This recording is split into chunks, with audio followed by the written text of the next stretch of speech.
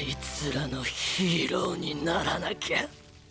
Welcome back to another My Hero Academia final season breakdown, this time going over episode 7 titled From Aizawa. Of course, we are going to be breaking down the episode as well as the entire season, going over all of the hidden Easter eggs and references, so be sure to Detroit, smash that like button and subscribe to the Kidoroki channel so that you won't miss any My Hero Academia final season breakdowns. Now, the episode begins after Deku and Nana see Kotaro smacking Tenko. Deku tries to make his way to Shigaraki, but a barrier pushes him, rejecting Deku from entering. Kotaro looks at Tenko, telling him that the woman in the picture wasn't his grandmother, she was a monster who abandoned her child. He explains what heroes really are, telling Tenko that they are people who hurt their own families only to help complete strangers. It then hits Nana as she now understands that Kotaro hadn't kept the picture because he wanted to, but because he couldn't bear with what she had done to him. Abandon him. It was his own personal scar that he would eventually pass down to Shigaraki, emotionally scarring him, all because of her. Horikoshi here depicting the effects of generational trauma in how Nana's actions, even though she thought they were for the best for everyone, had caused her family non-stop pain. Nana regrets not being able to take down All for One herself and coming back home to her son, and she apologizes for being weak and not coming home to him. She then forces herself to smile through the pain, doing exactly what she had taught All Might to do. Finally, being a true hero to her son, smiling, breaking through the barrier, allowing Deku through, destroying the mask, and stopping Kotaro from hitting Tenko. She apologizes one last time to Kotaro and apologizes to Tenko, blaming herself for his pain. Tenko finally becomes visible as we see him with tears hugging his dog Mon right as his quirk begins to activate, and Deku, now in his middle school uniform, will begin to witness Shigaraki's darkest moment. Tenko says he hates everyone. He dashes towards Tenko, but Mon begins to crumble in Tenko's arms, shocking Deku as he realizes that this was the first time Shigaraki's decay quirk had emerged. Hana comes out to apologize to Tenko and sees what happened, and Deku panics as he can see exactly what is going to happen next. And right as Tenko lunges at Hana, Deku, now as a child, intervenes, stopping Tenko by grabbing his hands, preventing the memory from playing out like normal. Deku's arms begin to decay, and he tries to fight the decay by visualizing his hands not letting go of Tenko's, because the realm allows memories to materialize, so he's trying to memorize his arms so that way he doesn't lose them. Deku knows that he is the last piece of One for All that needs to be transferred over to Shigaraki. Shigaraki asks why, and Deku tells him it's because he saw him crying. Shigaraki tells Deku he's wrong, he had done this, he chose this, and Deku can feel a massive wave of Shigaraki's emotions as Shigaraki states, "It was my choice to destroy this house and my family, otherwise what's the point of these hands? Who else would ever validate my existence given the way I am?" This all being what All for One had drilled into him when he was a kid. Deku sees that this is Shigaraki at his most delicate state, but Deku is still being rejected and can't afford to let go now. Shigaraki in this moment as Tenko had the conflicting emotions of powerful hatred weighing against his grief and confusion of having ended his family. Tenko was still wavering on the edge at this point in his life, where if someone, a hero, or anyone that wasn't All for One was there for him, he could have been saved and never had become a villain. Tenko yells at Deku to get off of him as we see the memories of him being alone on the streets and the old lady that refused to help him. Deku tells Tenko that others have reached out to take his hand and gave him peace, and that's why I am here, hitting Tenko with the last piece of One for All, overcoming Shigaraki's hatred. Deku finally breaks through to Shigaraki as both of Deku's arms crumble away. Deku here finally having his moment saying I am here, but to Shigaraki Shigaraki. All Might's iconic line to ease Shigaraki's pain as he is here for him. This being such a personal moment for the both of them, as Deku is the first hero and person to reach out a helping hand to Shigaraki, saving him from his pain. While for Deku, he is saying, "I am here to save his greatest villain." We see a happy memory from Shigaraki's past as we see the day Tenko was playing hero with Tomo and Mikun. At the park, with Mikun rocking a Silver Age All Might shirt, where the kids suggest that Tenko be All Might. This makes Tenko incredibly happy, and this shows us that deep down Shigaraki never really let go of his dream to be a hero. As the memory changes, with Tenko turning and saying that he doesn't want to be All Might anymore because he is a villain. Shigaraki says that he fights in the name of evil to destroy, and we see the League of Villains stand near Shigaraki and Deku as they represent Shigaraki's newfound family, all of who accepted him for who he was and was there for him. Shigaraki begins crumbling away and states, "Doesn't matter if you stamp out my hatred, even if I wind up hollow, the villains need a hero of their own." Shigaraki, despite being a villain, was still able to play the role of hero to other villains in the world. As in a world full of heroes and a society that leaves those that don't fit in behind, Shigaraki was the one to rise up, giving those victims of hero society a place to belong. A society that created the need for somebody like Shigaraki to come along and change things, as we see that some of the people watching the fight live are rooting for Shigaraki to win, as they need him to win in order to finally live in a world where they feel like they belong, which is exactly who the League of Villains all represented, with them all being victims of hero society. On the outside, the fingers begin to crumble away, but HQ isn't able to see Deku. A new memory then begins to play, a memory that Shigaraki and Deku doesn't know who belongs to, as Shigaraki's father and a man begin to talk about Tenko. This memory, of course, being none other than All For One's, as he emerges from deep within Shigaraki, swallowing him whole. This is because with Shigaraki's hatred now gone, All For One's vestige was no longer suppressed by him, and he is now in control. All For One reveals that not once in Shigaraki's life has any choice been his own. He belittles Shigaraki, mocking him for amounting to nothing despite benefiting from his guidance. Shigaraki doesn't understand because every decision he made had been made by himself. All For One explains he had to make him think that, or else his strength of will would have been stunted. His encounters with Lariat and Smoke Eater, the 5th and 6th users of One For All, had informed him that stealing One For All would require a strength of will greater than the wielder's own. During the years All Might had All For One on the defensive, he conducted his own research for a soul who could someday grind away at All Might's spiritual fortitude. A quest for the most powerful of emotions, one born to be a fertile seabed for hatred to grow. We see the memory of All For One planting the idea for Kotaro to have another kid, telling him that heroes never show up when they're actually needed, so Hana would need a sibling for that reason, manipulating Kotaro in a way that used his dislike of heroes because of his mom having abandoned him to have another child. All For One says to Shigaraki that his sister was too old for his plans, which is why he kept planting the idea for Kotaro to have another child in his head. Once Tenko was born, All For One removed his yet unknown quirk factor that was passed down by his parents. Now, while it's never stated in the manga or anime, thanks to the Ultra Age fanbook, we know that Shigaraki had actually been using his original quirk throughout his fight with Deku, as his original quirk that All For One stole was this unnamed repulsion quirk that he used to make his way to Deku. The irony being that Shigaraki's original quirk was similar to that of his grandma Nana Shimura's float quirk. All For One was the one who encouraged Kotaro's strict behavior, and he inspired Tenko's want to be a hero by setting up a heroic moment for Tenko, making him save his friends from an incoming truck-kun. The same truck-kun that almost got Deku in the last episode, as that was a memory from Tenko, from when he had saved his friends. This would be the moment All For One would scold the children for playing hero and walks Tenko Tenko home holding his hand, and he would transfer decay to Tenko. Which this of course leads to the beginning of Shigaraki's origin, where as soon as he gets home, he gets beat by his father for causing trouble outside. It turns out decay was sourced from a quirk at one of Garaki's facilities, the same exact facility Dabi was in when All For One had saved him. The biggest revelation being that decay was sourced from Overhaul, as the orphanage Overhaul had lived in was owned by Garaki. Overhaul's quirk was copied, and they stripped away the quirk's ability to reverse its effects, leaving an incomplete copy of the Overhaul quirk, making it a quirk engineered solely to promote destruction, the very quirk All For One had given to Tenko. This meant that all of the tragedies, ordeals, rejection, and validation Shigaraki received throughout his life was granted to him by All For One, which completely destroys Shigaraki as all of Shigaraki's memories flood in. This was All For One's nasty trump card that he was saving for when One For All was stolen, but with One For All now gone, he popped his ult, removing Shigaraki from the playing field. Deku and All For One are taken out of the realm as All For One speaks about his goal to have One For All and Yoichi back, being foiled by Deku. Shigaraki can still be heard screaming from within, and All For One forms a hand to cover his mouth so that Shigaraki will remain silent. All For One observes that the spiritual damage done by One For All had taken a toll physically on his entire body, and notices that decay is no longer within his arsenal of quirks, as Shigaraki's rage and hatred are no more. His vessel is ruined, his brother is gone, and all that remains is his hollow goal of taking over the world. Deku tries to get up but falls, as it's revealed that he no longer has arms due to them being decayed by Shigaraki in the realm. Even though he's armless, Deku is still determined to stop All For One. All For One looks at Deku and says that his pitiful end was inevitable for a child with nothing to lose in the first place. All hope seems to be lost, but just as All For One was about to end Deku's life, his danger sense goes off as Sero tapes up All For One, stopping his attack, saving Deku. Ojiro and Sato also swoop in, hitting All For One, sending the villain back. Deku is shocked to see them all still alive as a portal opens up behind him, with Aizawa stepping out, apologizing to Deku for being late. In a flashback, we see what happened to Aizawa after he and Present Mike were teleported away by Kurogiri. Present Mike grabs Kurogiri, yelling how they should have never trusted him. Aizawa stops Present Mike as he notices that Kurogiri was crying. Present Mike can only see Kurogiri as a Nomu now and a tool to get them back, telling Aizawa that they need to forget about what happened at Tartarus, as they are now 31 years old and not high schoolers at UA anymore. Aizawa agrees, but tells Present Mike that Shirakumo was still a UA student when he died. He could have tore them apart with Warp Gate, but didn't. They were able to draw out some light out of Shirakumo that day in Tartarus, with it blending in with all of his darkness. The two of them are educators in the hero course, so it's their job to make sure UA students graduate, and if Shirakumo's origins lie at UA, then those memories they had all made together won't fade. Shirakumo calls out to Present Mike as it's revealed that Shirakumo will help his old friends in their fight while also still on the side of the villains. Aizawa gets the coordinates of all available personnel from Tsukauchi and warps to Ectoplasm, Monoma making a tiny cameo appearance in the episode. He tells him to gather all of the heroes quickly, as he doesn't know how long their hold on Kurogiri will last. Death Arms joins along with Astro, a character who was the main protagonist of Horikoshi's previous manga called Barrage that was cancelled before he created My Hero Academia. It's a neat cameo and callback to one of Horikoshi's previous works. The man in the All Might shirt steps forward, giving up his shirt to Aizawa so that he could give it to a hero who's hurt, which surprises Aizawa. This inspires the others to give something up to help the heroes in need, and Aizawa thanks them. This shows us Deku's actions are taking root within the citizens of Japan, as they are now going out of their way to help the heroes in return, thus bringing forward a society society that helps those in need, no longer standing idly by to let the heroes do the job. Aizawa tells the other heroes that the majority of the battles have already been won, so they will reach out to anyone still able to fight. They will help Sero and the others who are still fighting the escaped prisoner Gashly, and once that's handled, helping Deku will be last, beginning the third phase of their divide and conquer plan. And portals begin opening all around Deku and the others. Now, Aizawa gathering the heroes and portaling them all to Deku to join him in his last stand against All For One is a reference to Avengers Endgame, where Doctor Strange gathered all of the heroes in the MCU, portaling them to Captain America after they were all brought back from the snap. Aizawa asks Deku how long has it been since he lost his arms, and Deku isn't sure how much time had passed in the realm when his arms got decayed. Deku is still confused at how All For One is back in action when he was swallowed up by Shigaraki. This means that Shigaraki shouldn't entirely be gone either, as All For One swallowed him up as well and can still be heard within All For One through his screams. Aizawa pulls out Eri's horn, and it's revealed that Eri had broke off her horn, giving it to Aizawa. She learned a lot about her quirk from him and knows that all they need is her horn to use her power. She originally wanted to help All Might and Bakugo this way, but couldn't, and she tells Aizawa that she wants to sing just like Jiro. Deku and the others did so much for her, and once this is all over, she wants to sing for them. She knows she can't help a lot, but this is how Aizawa can allow her to fight. We learn that the accumulated energy in the horn is lacking to the point where it won't have much effect. Any target will be rewounded slowly, but not by much, though it would give someone back at least 2 or 3 minutes. We see Deku's arm slowly coming back as Aizawa tells Deku that he can't die until he's heard Eri sing, which makes Deku cry. Kurogiri's portals also have this light blue tint to them, showing that light being within Kurogiri now. The others walk out of the portals as Mineta tells Deku how they were all out of the battle, but then they heard about Deku still fighting and they all got their asses in gear to come help. And the episode ends with Deku raising his 2 fists, ready to fight All For One. Now the episode adapts about 4 chapters, them being the rest of chapter 417, all of chapters 418, 419, and 420. This episode was another banger, and so far, not one miss this season. Let me know your thoughts on the 7th episode of My Hero Academia's final season. Let me know everything in the comment section below. If you enjoyed the video, then be sure to Detroit smash that like button, and if you are new to the Kidoroki channel, then be sure to subscribe to the channel with notifications on, so that way you don't miss any My Hero Academia final season breakdowns. With that said, I'll see you all in the next one.